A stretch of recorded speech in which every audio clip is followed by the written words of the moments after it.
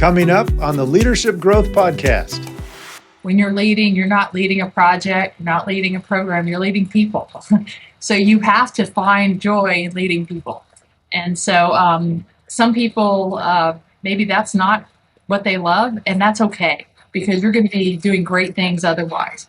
But to really hone in, I think I use the phrase, if you don't find absolute joy in other people's success, then being a leader is probably not going to float your boat. And that's okay, but you have to find absolute joy.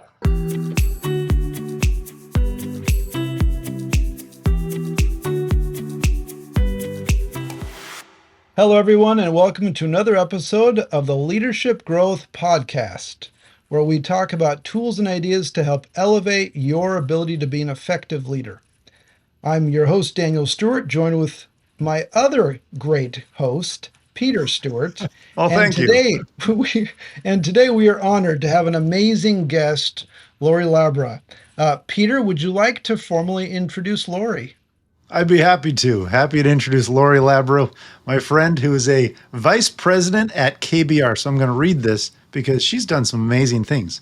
So she's a vice president at KBR and leads their science and space human exploration division, supporting NASA and other companies and agencies putting humans in space. Laurie began this journey over 35 years ago, beginning her career as a space shuttle astronaut instructor. Having multiple roles involving human spaceflight has given her some unique perspectives on leadership. So welcome to the podcast, Laurie. Thanks for joining. Thanks so much for having me. Your intro gave a nice teaser into what we're going to be talking about today on some of those insights from being involved in human space flight and preparing astronauts for that. But before we even dive into there, tell us a little bit more about KBR and your experience with, supporting human space exploration. Absolutely. So KBR is a remarkable company, a 100-year-old company based in Houston, Texas, which is where I'm from as well. And they do everything from sustainable technology solutions, which is sometimes focused highly on the energy sector of the business, and then government solutions. So that's where I fit in, is on the government solutions side. And I lead a portfolio of programs that are dedicated to supporting NASA and human spaceflight, putting people in space. Our employees monitor the International Space Station 24/7, 365. So our flight controllers are there commanding and making sure the crew and the vehicles stay safe. We're also working on going to the moon and to Mars, right? So that's the next generation of engineers are going to be taxed with those problems. We provide all the human health and performance capabilities for our astronaut corps. We also provide all the infrastructure services like the Mission Control Center that you've seen pictures of in Houston, Texas. Our engineers do the software, sustaining engineering, and the maintenance on that facility. We also provide all the training facilities for the NASA astronauts as well. So the beauty of my job right now is I actually get to lead a team of individuals that are doing the jobs that I grew up doing over 35 years, including training astronauts and doing flight control and really just supporting that mission we call human space flight, which is a great endeavor, not only for our nation, but for our planet. Wow. Thanks for elaborating on that. And so just to help our listeners put things in perspective, as they've seen films, watching, Space Shuttle, the whole Houston, we have a problem, that command center, that's right there. You're supporting running that whole facility. Yeah, it's a kind of a daunting task, but certainly it is a team effort. It's a team effort of KBR combined with our teammate companies, combined with, of course, NASA, who provide great leadership in human spaceflight. And so it's just been a privilege and honor to be able to support that mission for 35 plus years and to see the next generation coming on and doing the same thing. Yeah, That's awesome. Oh, that's great. So Laurie, here's a question for you. Within your experience, you've worked with a lot of different leaders, a lot of astronauts, people who need to be able to make important decisions at key points. Give us a sense of some of the leadership lessons, so to speak, that you've learned over the years, that you've seen in action. Talk to us a little bit about what has stood out across your experience, if you don't mind. I think when I look back at instructing, there's a couple things, and And let's just take human spaceflight and having to make decisions.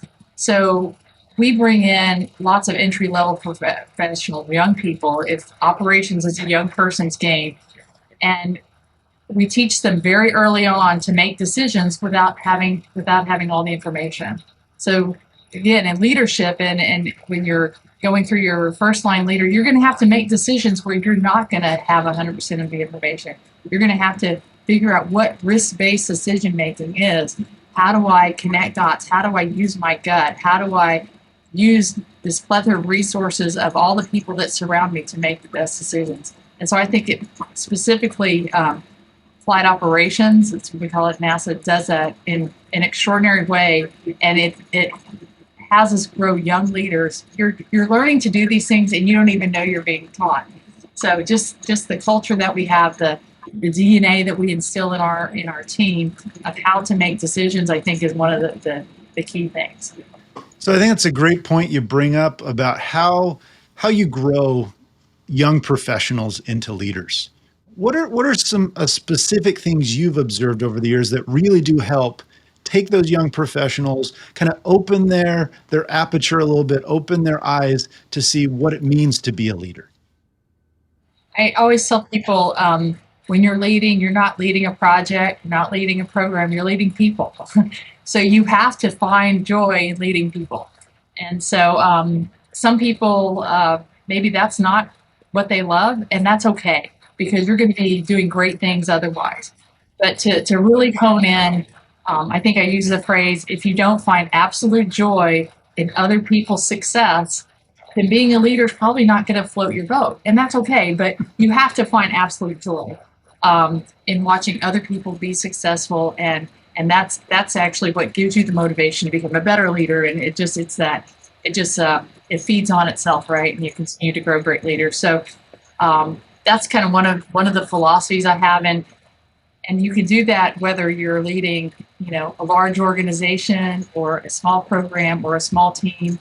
I tell people, when you're a project manager, you have no authority and all the accountability. So it really goes down to your leadership skills. I mean, how do you motivate people? How do you find out how to make their work easier and more fulfilling? And so, just taking those small opportunities that you have in your day-to-day work life and making people think about, how do I become a better leader? Because you can do it in any situation, whether it be at home or at work or, kids' sports teams, whatever. There's always opportunities to learn about yourself, which is, I think, fundamental to becoming a good leader. And so building on that idea of, you want to be able to have a passion for people, or at least caring about the people and wanting to see them successful.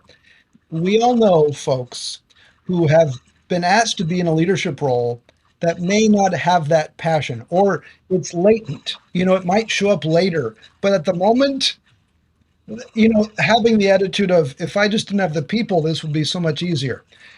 Sometimes the reluctant leader approach. In your experience, Laurie, how do you help a leader who is kind of in that moment, especially as they're diving into their leadership journey, kind of work through some of that to be able to then gain an appreciation for people and sometimes the messiness that comes with it? What are your reactions to that? Yeah, so I have a lot of phrases I use because my kids tell me I've been using them their whole lives, right?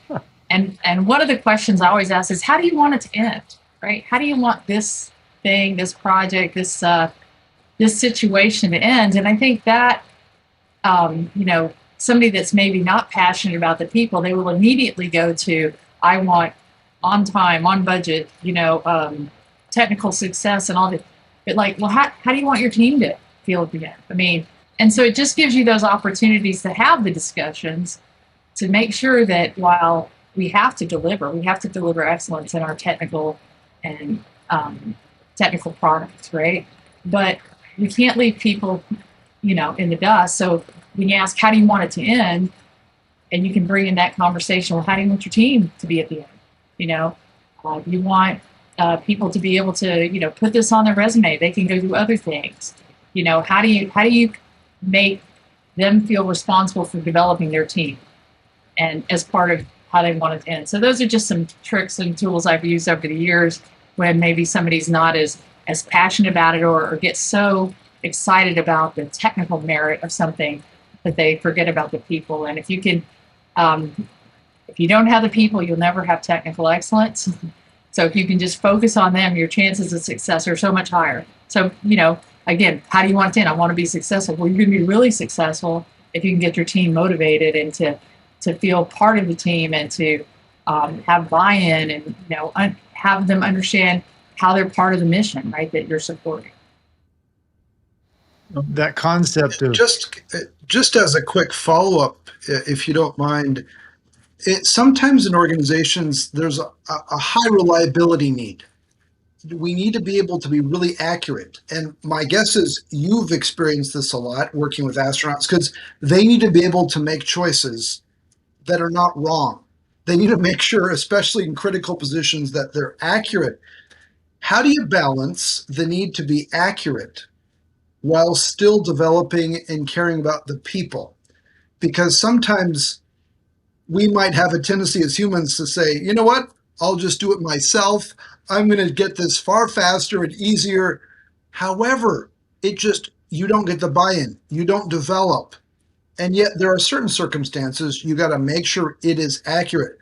Laurie, how do you balance that need for accuracy with the ability for buy-in and involvement of the people?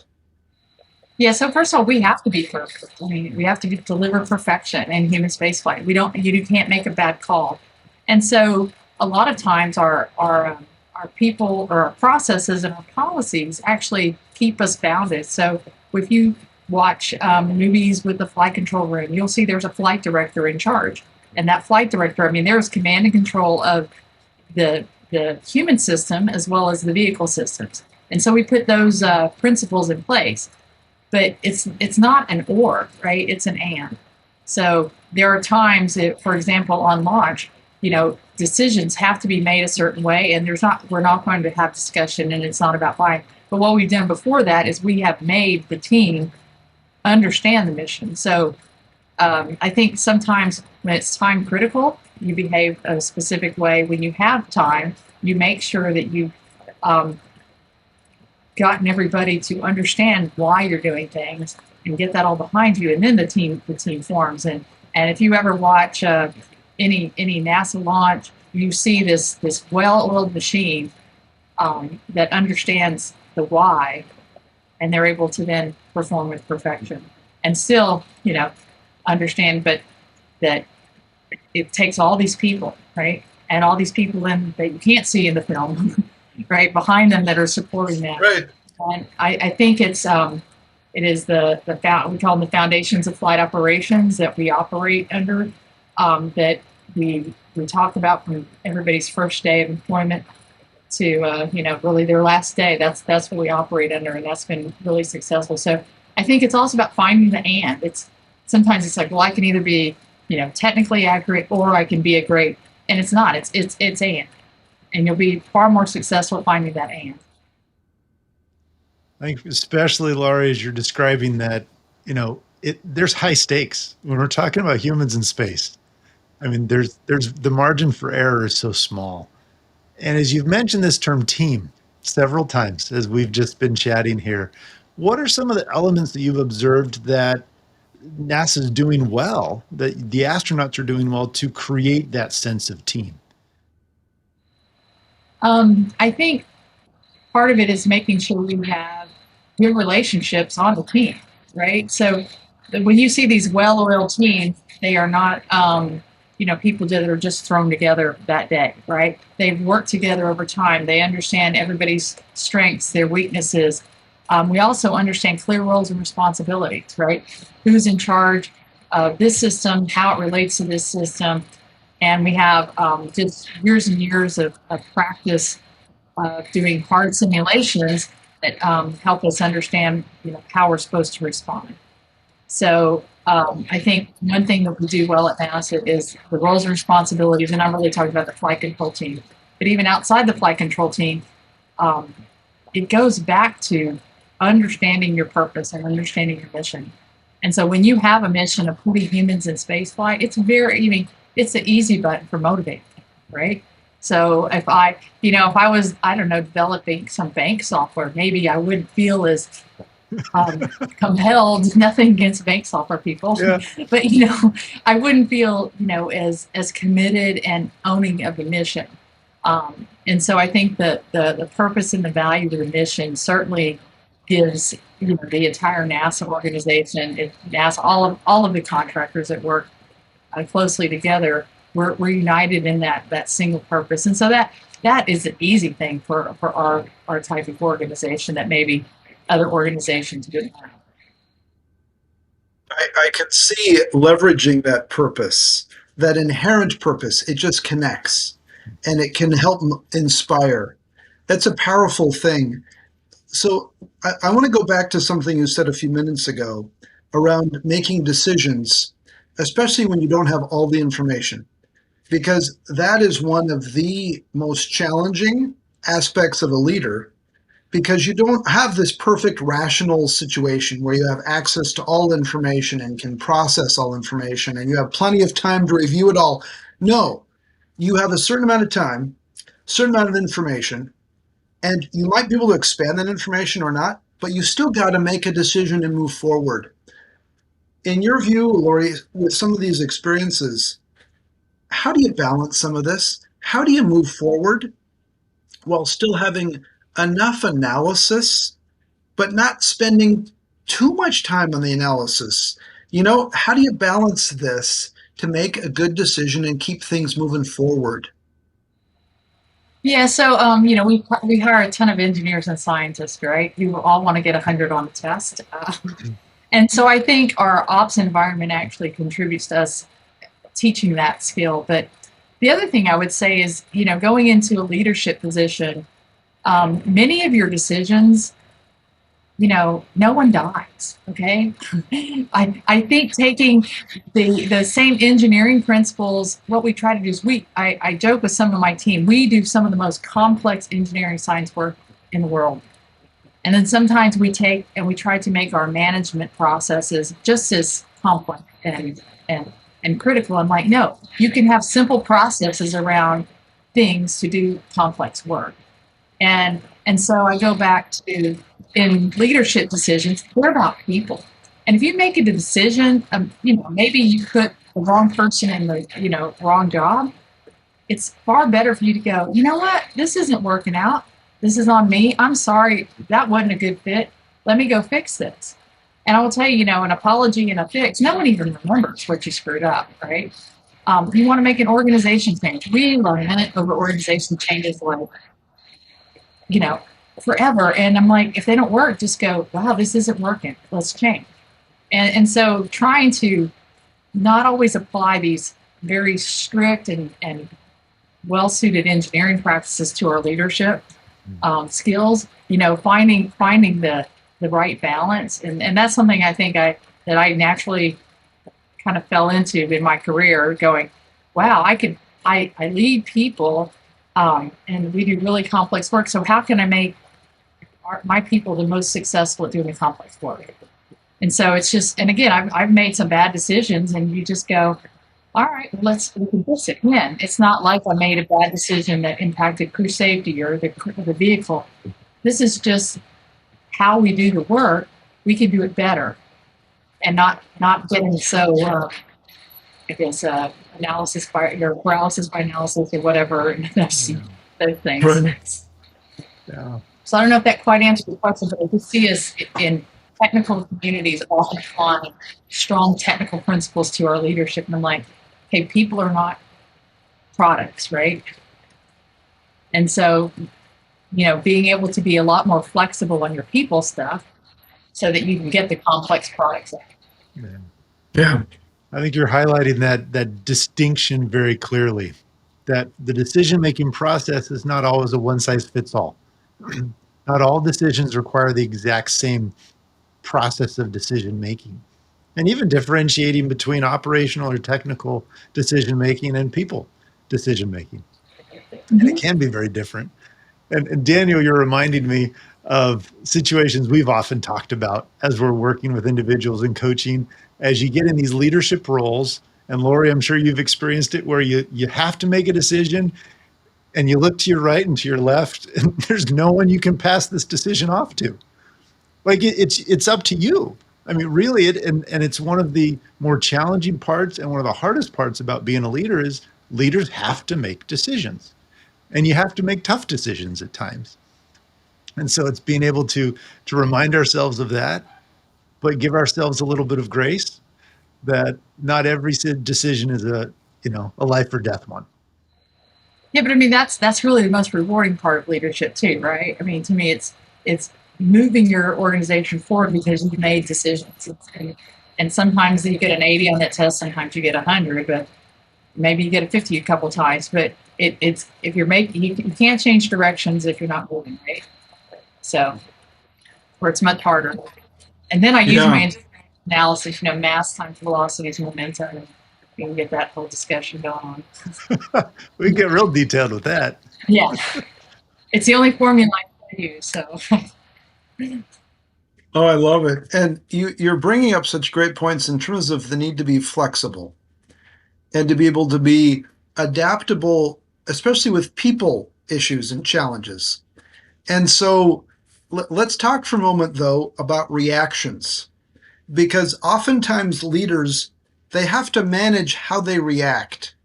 And they may have their own issues going on. They might be frustrated or not impressed, or they might have their own idea that is going to work even better, at least in their view. In your view, in your experience, Laurie, how do you manage reactions in a positive way? Please, what are your thoughts on that? Well, so certainly, I think before you even manage the reaction, if it's going to be something that's difficult to communicate or something that may you practice, right? So Peter knows I use the phrase, I look in the mirror, and I said, part of it is about introspection and all that, but the other is no, go look in the mirror. Like practice in front of a mirror, which is the most humiliating thing ever to, deliver bad news or do an important, maybe it's a sales pitch, whatever, but if you've got to practice. So when you practice and you prepare, you've probably lessened the negative reactions. So if you do that pre-work, the chance of and the extent of the negative reaction are diffused a little bit. But sometimes you're going to get the negative reaction, and a lot of times, I think the most important thing is stop and listen, and again, don't be so worried about what you're going to say, just to listen to that reaction, right? And if the reaction maybe through their body language, through their words, through their tone, all those things, and then trying to just I hadn't thought of it in that perspective, let's keep talking, right? And again, we're dealing with people, and so usually the one test we never get 100 on is communication, right? No matter how hard you try, you're never done, you never spike the ball. It's ongoing, and so again, I think preparation is really key, because that will force you to think about the intended and unintended consequences of whatever you're communicating. And then if it is a negative reaction, it's up to you to handle, not to the person that it's not their fault. They're receiving it that way. So again, it's just not all things can be solved through communication. It's really hard to do. It is. And I think helping to normalize the challenge of communication, I think it can help alleviate some of that anxiety so many leaders experience, because you're right. It is the one test you never get 100% on. You're never done. You keep going, you keep tweaking, but your emphasis on the listening, being aware of our own reactions, looking in the mirror, pausing, taking that step back to monitor the relationship status as, you're interacting with that, not just what you're saying, but how it's being said and what this means. All really good tips to help us be better communicators. So as we extend that thought a little bit on communication, and so much of your career, especially as you got started, was on instruction, being that teacher. And even as I say it, you get a big smile on your face. What are some of the tips you would give others now? Or actually, let me phrase it this way. How have you become a better instructor over the years, and what do you wish you would have done more of as you were earlier in your career? So just so you know, I actually started teaching even at a younger age. I actually taught piano starting at about age 13. Oh, wow. And so I took pedagogy classes and which teach you how to teach. Mm-hmm. So I think I always had a passion. I taught swimming. I found parents would spend exorbitant sums of money on their children, so I could make more money. That was my motivation then. Um, but then when I got this job, teaching astronauts, I think it goes back kind of to that leadership model. I want my students to be successful, and so when you impart knowledge that makes them better technically at what they do, or you see like their aha moments, and it just, to me, that was always my favorite part of teaching the astronauts or teaching anybody is those aha moments, seeing them connect dots, seeing people improve.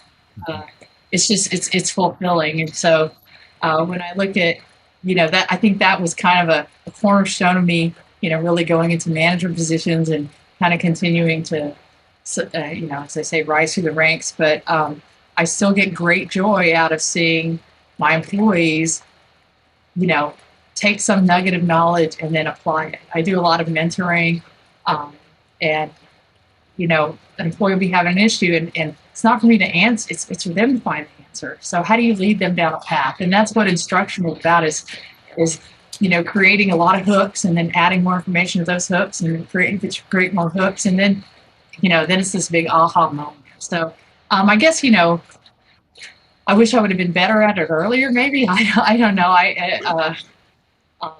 I'm not a huge. I never enjoyed the classroom instruction, but apparently people liked me doing classroom lessons.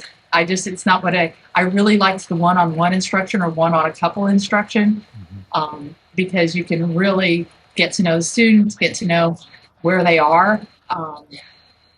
So I guess probably. If I look back, the things that I was best at was that one-on-one instruction, but it was probably more so because I just enjoyed it so much. Yeah.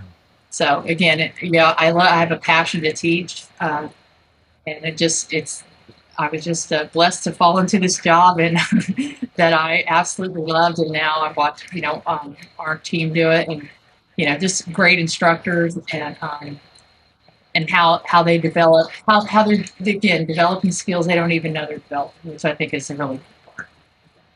But no, teaching has always been part of my thing. Yeah. So with that passion and experience over the years, I would imagine you probably had a few stories that have come up that have been really influential for you, determining, wow, what a leader should do or should not do. And I'll just share a brief one. I'd love your thoughts as you're kind of thinking about this. So I remember years ago, earlier in my career, I was internal in an organization, and our senior vice president had a meeting. We all came together because the engagement scores had just come out, and she started getting upset with us that we didn't rate her higher. And she started berating us. And I'll never forget, that was a moment of what not to do. And I'm like, she's really getting upset with us that we didn't rate her higher.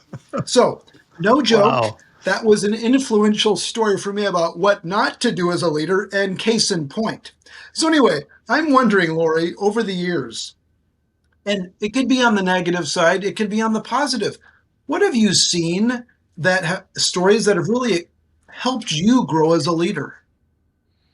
Well, I've a lot of little anecdotes. And first of all, I've had a lot of tremendous bosses. I mean, my husband actually didn't win in the boss. I mean, he had some really mediocre bosses in his career, and I've just had some really fantastic bosses. And so most of my experiences have been positive. But I'll remember like all this, I was in a meeting where we were deciding to cancel a project, and I was in favor of canceling because it wasn't doing well. And the person on the receiving end, my boss was basically giving her grace, saying, "Yeah, we should have done this," and I was kind of becoming defensive because I'm like, "We did all this. It's a crappy project. Just I was I'm young and I want to be I'm smart and I'm right, right?" And so in hindsight, I remember how he gave her grace. And then a very close colleague of mine whispered in my ear and said, "When you get what you want, shut up." And it has stuck with me my entire life. I mean, it doesn't, sometimes you don't have to be right. I mean, we're doing the right thing. We're giving her some grace, and we're going to do what you want. So be quiet. So there's one of where I think I was, developing, and I'm watching him kind of getting irritated. And then in hindsight, I would do the same thing today. So there's one example. The other is really when you're doing astronaut training. I mean, I always tell people I train people that were, smarter than me, older than me, had more credentials than me. These were, American heroes that we're talking to, but also having the ability when you're in the right to be able to stand up to people that are, above you, in maybe it's your boss's boss's boss, and you need to call them out and figure out how to do that. And so I think when you're an instructor, I remember I had a crew that was kind of in a conflict, and it was impacting the people in the cockpit. It was impacting our training team. And I remember it was in the motion simulator, and I was like, motion down, ramp up, meet me on the deck, CDR and PLT, which was the commander and the pilot. And I basically got up there, and I looked back, and I was like, I was really young, but it's like, look, this is not acceptable. This is not acceptable behavior. And so you have to stop, because you're impacting your crew, you're going to impact the mission, and we don't need this. And both of them were like, you're right. And so sometimes just speak truth, right? And speak it not because of what it's for me, but it's like, why is this important? So those are a couple examples of just things that kind of shaped me, and that I kind of remember kind of growing up. So, and I still remember them to this day, and it'll, even if I have to go to my boss or boss's boss and say something, if I'm doing it for the right reason, and again, I can look in the mirror and say, I'm not doing this for myself. I'm doing this because it's the right thing to do for our entire organization. Then, you can speak truth, and it'll go fine. Well, those are great examples. Great examples of courage, of trying to lessons learned. And it is fascinating, those little phrases that stick in our minds, and those experiences that stick with us. And I hope for all of us as listeners, as you're hearing Laurie share those stories and Daniel share his example, you're probably thinking about those experiences you've had in your life that have helped kind of mold you into the leader you are. And I hope you jot them down, you write them, you think about them, and why have they been impactful for you.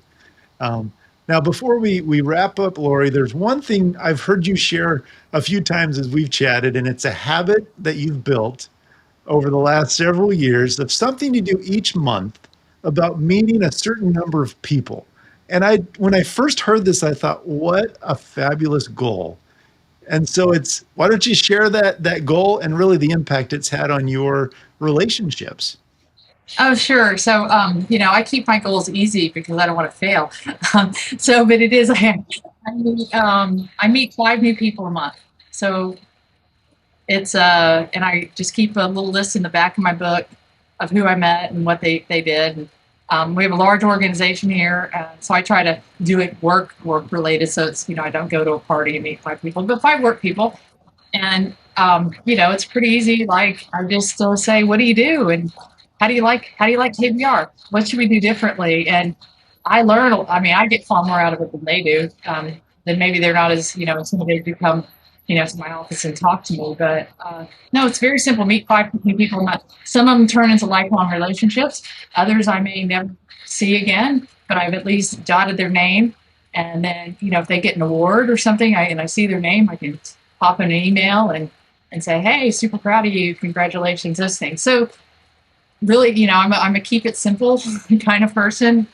So do things that, one, are valuable and don't take huge amounts of time. And they pay huge dividends. More to me, I learn about what's going on in my organization. I joke that I get all my information in the parking lot and hallway.